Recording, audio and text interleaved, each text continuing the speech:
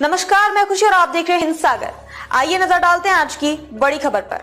बाबा सिद्दीकी की हत्या के पीछे बिश्नोई गैंग का हाथ, 25 से 30 दिनों से कर रहे इलाके की रेकी। जो घटना हुई बंबई में, वो हमें तो बिल्कुल विश्वास नहीं हो रहा है कि ये घटना हुई है। लेकिन हमारा एक नेता बाबा सिद्दीकी, ये बहुत सालों से पॉलिटिक्स में काम कर रहे हैं। यहाँ बम्बई में उन्होंने कॉरपोरेटर के नाते भी शुरू में काम किया 10 साल, और उसके बाद कांग्रेस के एक एमएलए के नाते भी उन्होंने 99, 2004, 2009 ऐसे 3 टर्म वो चुनाव जीत के आए। बहुत अच्छा असेंबली में भी उनका काम था, मैंने खुद देखा। मिनिस्ट्री में भी वो थे, मिनिस्ट्री में भी उनका काम बहुत अच्छा होता था। जो भी उनका डिपार्टमेंट है, उनके डिपार्टमेंट का पूरा स्टडी करके लोगों को कैसी मदद हो सकती है, इसके बारे में वो ज़्यादा ध्यान देते थे। और कल जो घटना हुई है, वो घटना आज तक हमें विश्वास नहीं हो रहा है कि ऐसा कुछ हुआ है। लेकिन पुलिस डिपार्टमेंट ने तुरंत उसके बारे में जानकारी शुरू की है। 2 लोगों को उनके हाथ में लगे हैं, 2 लोग, और भी कुछ लोग हैं।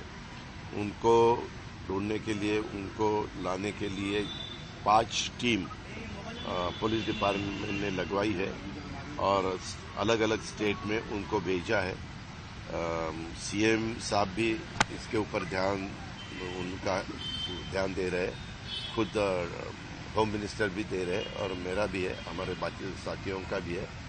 और जल्द से जल्द पता चलेगा कि एग्जैक्ट ये सब करने का कारण क्या है, किसने ये सब सुपारी दी, किसने ये सब किया। इसके बारे में तुरंत नहीं, लेकिन 1-2 दिन में ही पता चलेगा, ऐसा मुझे विश्वास है। और आज 8:30 बजे बड़ा कब्रिस्तान मरीन लाइन्स में जो है, वहाँ उनको दफनाया जाएगा। सरकारी इत्मीनान दफनाया जाएगा, राजकीय सम्मान से। और उसके बारे में भी गवर्नमेंट ऑफ महाराष्ट्र ने ऑर्डर्स निकाले हैं। और अभी थोड़ी देर के बाद पोस्टमार्टम होने के बाद उनको उनके घर में लेके जाने वाले हैं। और वहाँ कुछ टाइम रखने के बाद उनकी जो कॉन्स्टिट्यूंसी है, वहाँ लोगों को दर्शन के लिए रखने वाले हैं। और फिर बाद में रात को 8:30 बजे ये सब उनके दफनाने की पूरी ये हो जाएगा। दादा, अपोजिशन लीडर यहाँ आए थे, उन्होंने कहा कि कानून व्यवस्था फेल हो चुकी है। अब पूरे महाराष्ट्र में सबको बुलेट प्रूफ जैकेट दे देना चाहिए, क्योंकि सरकार और ये सब फेल है, और सबको इस्तीफा देना चाहिए। देखो, वो तो बोलेंगे ही बोलेंगे, ये ऐसा बिल्कुल नहीं होना चाहिए था। अभी अपोजिशन वालों क्या बोलेंगे, वही बोलेंगे। लेकिन हमारा काम है कानून ठीक रखना, कानून व्यवस्था ठीक न रखना, और उसके बारे में और भी जो भी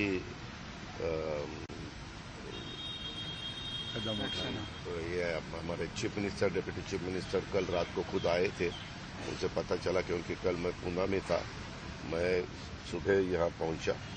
लेकिन मेरी रात को देर से देवेंद्र जी के साथ भी बात हुई, चीफ मिनिस्टर साहब के साथ भी बात हुई। उन्होंने बताया कि इसके पीछे कौन है, किसका हाथ है, ये हम ढूंढ के ही निकालेंगे।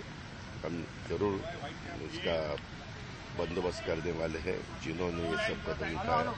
और अपोजिशन वालों को जो भी बोलना है वो बोल सकते हैं, लेकिन मेरी इतनी उनको विनती है कि अपना एक साथी, उन्होंने कांग्रेस में भी काम किया, हमारे महाविकास आघाड़ी में भी उन्होंने काम किया, अभी राष्ट्रवादी कांग्रेस में आके वो महायुति का भी एक घटक बने थे, और अच्छी तरह से काम करने की उनकी कोशिश थी। वो स्पीच भी अच्छी तरह से देते थे। उनके एरिया में कुछ कार्यक्रम भी हुए, वहाँ लोगों ने बहुत अच्छी तरह से रिस्पांस दिया था। मैं खुद था, प्रफुल्ल भाई थे, बाबा थे, जिशान थे, सब हम थे। लेकिन जो नहीं होना चाहिए तो हुआ, इसका हमें बहुत दुख है। दशहरे की शाम मुंबई गोलीकांड से दहल गई। एनसीपी के दिग्गज नेता और महाराष्ट्र के पूर्व मंत्री बाबा सिद्दीकी की सरेआम गोली मारकर हत्या कर दी गई। मुंबई के बांद्रा ईस्ट में बाबा की हत्या की गई। बाबा सिद्दीकी को 2 गोलियां लगी। बताया जाता है कि बदमाशों ने बाबा को काफी करीब से गोली मारी। बेटे जीशान के दफ्तर से बाहर निकलते वक्त बदमाशों ने बाबा पर फायरिंग कर दी। हमले के बाद उन्हें आनन फानन में लीलावती अस्पताल ले जाया गया, जहां डॉक्टर ने उन्हें मृत घोषित कर दिया। बाबा सिद्दीकी की हत्या के पीछे किसका हाथ है, इसकी तेजी से जांच की जा रही है। बाबा सिद्दीकी की हत्या के पीछे बिश्नोई गैंग का हाथ।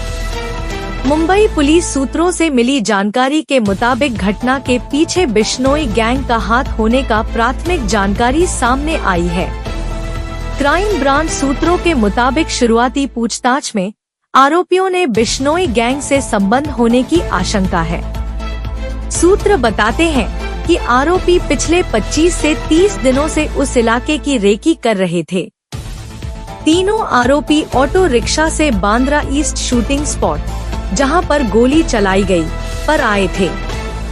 सूत्रों के हवाले से जानकारी मिली है कि शूटर्स सितंबर के पहले हफ्ते से मुंबई में थे। कुर्ला इलाके में किराए के मकान में रहते थे। 4 शूटर्स को हत्या की सुपारी दी गई थी। सबको 50 से 50 हजार दिए गए थे। तीनों पंजाब की जेल में आरोपी थे। उसी जेल में बिश्नोई गैंग का शूटर पहले से था और उनसे जान पहचान हुई। सूत्रों ने बताया कि बाबा सिद्दीकी पर गोली चलाने से पहले तीनों वहीं पर इंतजार भी कर रहे थे। पुलिस को शक है कि आरोपियों को स्थानीय सपोर्ट भी मिला था, यानी कोई और भी था जो जानकारी मुहैया करवा रहा था। मुंबई पुलिस सभी एंगलों से जांच कर रही है। सियासी रंजिश में हत्या की सुपारी के एंगल से भी पुलिस जांच कर रही है। मुंबई पुलिस ने 3 में 2 शूटरों को गिरफ्तार किया है, जबकि एक फरार है। शूटरों की हिस्ट्री खंगालने में जुटी crime branch Mumbai crime branch तीसरे बदमाश की तलाश में जुट गई है। गिरफ्तार बदमाशों में करनौल सिंह और धर्मराज कश्यप का नाम शामिल है। क्राइम ब्रांच की टीम शूटरों की हिस्ट्री खंगालने में जुट गई है।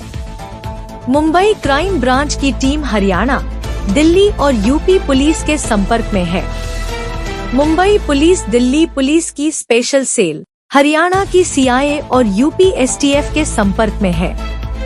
पकड़े गए शूटर्स का आपराधिक रिकॉर्ड और लॉरेंस गैंग से संबंधों को लेकर जांच हो रही है। दोनों शूटर्स की जानकारी हरियाणा पुलिस की सीआईए और यूपी एसटीएफ से शेयर की गई है। बाबा सिद्दीकी की हत्या में लॉरेंस बिश्नोई पर शक है। लॉरेंस इस वक्त गुजरात की साबरमती जेल में बंद है। महाराष्ट्र की राजनीति में बड़े नाम थे बाबा सिद्दीकी। बाबा सिद्दीकी महाराष्ट्र की राजनीति में बड़े नाम थे। 1999, 2004 और 2009 में 3 बार विधायक रहे। वर्ष 2004 से 2008 तक खाद्य और नागरिक आपूर्ति, श्रम और एफडीए राज्य मंत्री बने। इस साल फरवरी में उन्होंने कांग्रेस पार्टी छोड़ दी थी। इसके बाद वह अजित पवार के नेतृत्व वाली एनसीपी में शामिल हुए थे। फिल्म जगत में भी उनकी पैठ थी।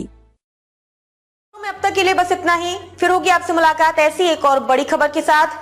तब तक के लिए नमस्कार और देखते रहिए हिंद सागर। ऐसे ही लेटेस्ट अपडेट्स के लिए हमारे चैनल को सब्सक्राइब करें और तुरंत नोटिफिकेशन पाने के लिए बेल आइकन प्रेस करना ना भूलें। और यदि आप हमें फेसबुक के माध्यम से देख रहे हैं तो हमारे चैनल को फॉलो जरूर करें।